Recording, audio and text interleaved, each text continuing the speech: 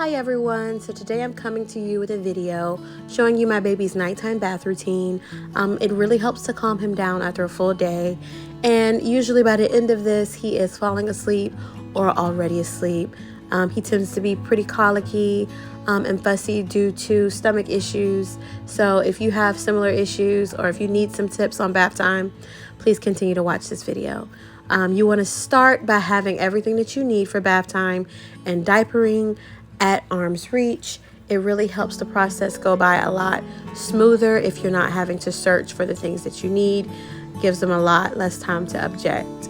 So I start by taking his t-shirt off, going shoulders down to keep it from going over his face. He doesn't like that too much.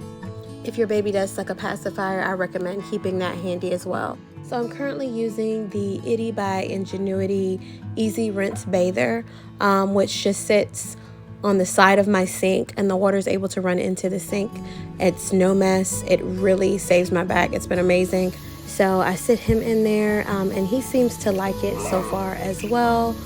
I place that warm washcloth underneath him in the bather so that he does not feel the cold bather on his back. It keeps him a little calm.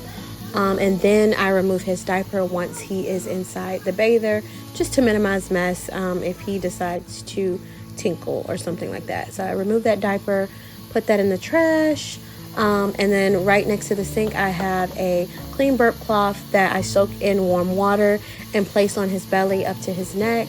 If you want to, you could just attach that passy to that to keep it from falling on the floor. And I will pour warm water on top of that burp cloth. This allows him to stay warmer for a longer period of time while I am bathing him. And as you can see, he's a little bit on edge, but he is still remaining calm. Hi, Damien. Hi.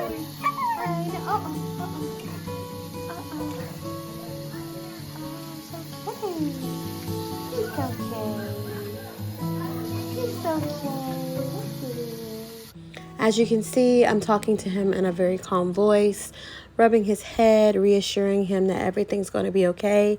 And as you continue to do this and make this a regular part of your routine, then baby will learn that this is a time for relaxing, this is a time to wind down, and you will begin to see that reflect in their behavior. So next, I go ahead and take that baby wash. This particular time I'm using the Baby Magic Almond Blossom, I believe it's called. And I take a good bit of that, lather it up. You want to make sure that you rub those hands together for a good length of time so that when you touch him with the soap, it's not cold. That can also make them start to cry. And our goal is to minimize the crying while bathing. So we're gonna bathe them. I'm using my hands to give him a massage, massaging his feet, massaging his legs. I'm rinsing as I'm going, that warm water to make sure that he stays warm. And I'm just going body part by body part. I do like to use my hands when I am washing his legs and arms and tummy, just so that there is that skin to skin contact. I'm going to continue with that massaging motion all over his belly, up under his neck where those folds are, where the milk can kind of drain around the back of their necks, around the backs of their ears. You want to make sure you get those areas really good. Anywhere where they have their little folds, you want to make sure that you're going with the baby wash and get all those little creases. Next, you'll see me turn him over onto his side so that I can get his back. So I wash the back of his body and the back of his neck using a baby washcloth for his private areas.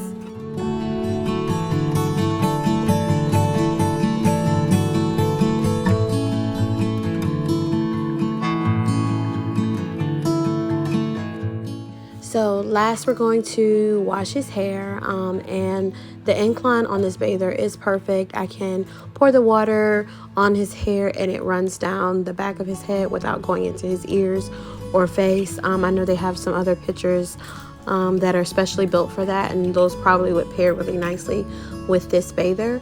but I haven't had any problems doing it this way. So I just wet his hair really good, go in with my baby Dove, which I love. It smells so good on his hair. And I just massage very gently the soap into his hair to get a good lather. He doesn't have much of it, so it doesn't take that much. But it's a really good practice to just do that circular massaging motion, especially if you have a baby that has cradle cap. Or you can see that it's starting to flake up. Just that massaging motion with regular washes to get that skin off really helps, and it also prevents them from losing that hair.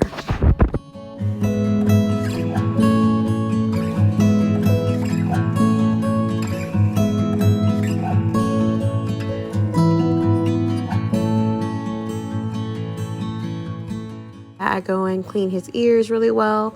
You just want to make sure that you're being gentle and give him one last good rinse. I'll take that hooded towel that I have sitting right next to the sink, lay that inside the bather and wrap him up in it, and he is squeaky clean and ready for his PJs.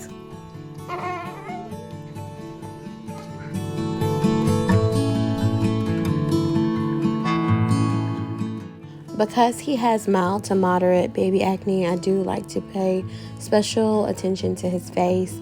It's gotten a lot better than it has been since I've been using the Mustela No Rinse Cleanser.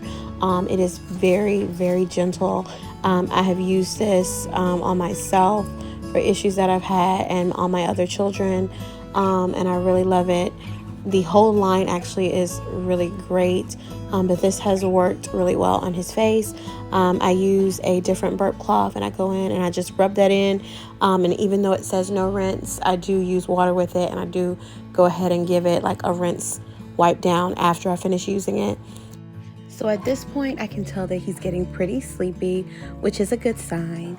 So I'm going to make sure that he's completely dried off before I rub him down with his lotion. I typically like to use Aveeno Eczema and then follow that up with Aquaphor, but because I'm out at the moment, I'm going to go ahead and rub him down with the pink Johnson & Johnson baby lotion, making sure that my hands are warm before I give him his little massage. This helps to relax him as well.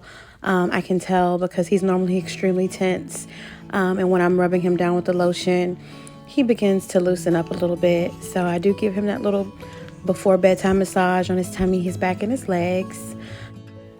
Whatever product you're going to use on their hair, you want to go ahead and apply that. I like to put on a hat so that they don't get too cold, keeps their body temperature up since their hair has just been washed. Then I put on his thin bedtime sleeper and he's good to go. I did forget to mention that I do use A&D ointment on his bottom and in between each diaper change, and it's great preventative ointment for diaper rashes. I've used it for all of my children, and I've never experienced a bad diaper rash for any of them because I religiously apply it. Right here you see me applying some Vaseline to his hair. I'm going to brush that in. And again, this kind of helps with that cradle cap that some babies have, lifting that skin up so that it can be easily removed.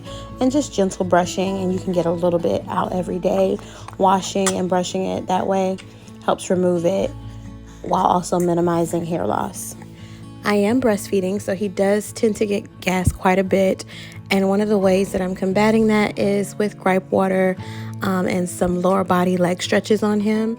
And it does help, but for the most part, when you're breastfeeding and you have a baby that has a sensitive tummy, they just have to eventually grow out of the sensitivity. Thank you for watching, and don't forget to like, comment, and subscribe.